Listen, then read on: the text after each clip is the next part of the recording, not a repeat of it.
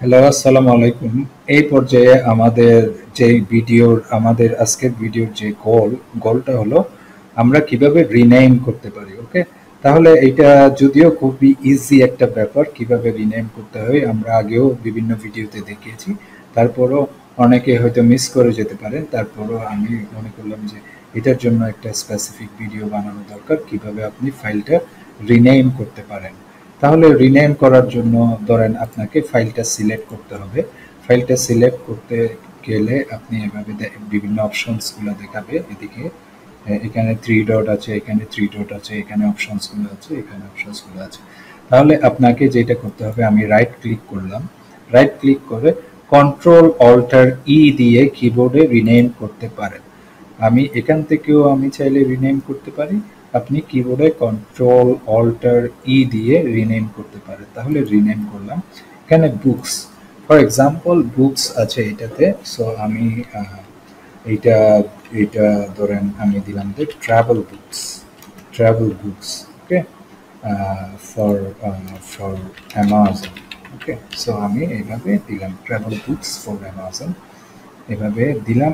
এখন আমি এই যে এখানে কিন্তু বুকস আছে, কিন্তু আমি এটা রিনেম করতেছি। তাহলে আমি যখন ওকে দিব, এটা রিনেম হয়ে যাবে travel books for Amazon.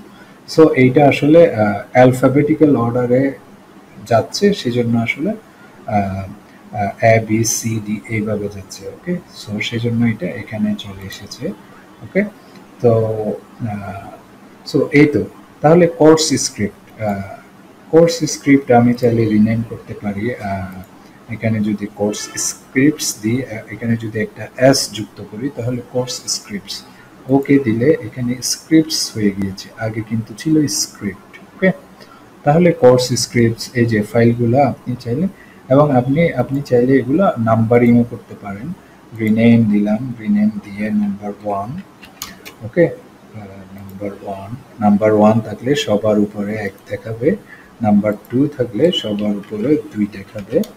Okay, so এগুলো আমরা রিনেম করছি, তাই না? এখন রিনেম 3 নাম্বার ফাইলটা এখানে রিনেম করছি। ওকে, তাহলে এই যে রাইট ক্লিক করে আপনি রিনেম ক্লিক করলেই হচ্ছে ফর।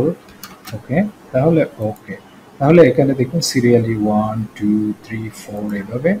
এখন অ্যালফাবেটিক্যাল অর্ডারে নেই, এখন নিউমেরিক্যাল অর্ডারে সে ফাইলগুলোকে ট্রিট করতেছে। লাইক এই যে এখানে দেখুন 1 2 3 4 এভাবে।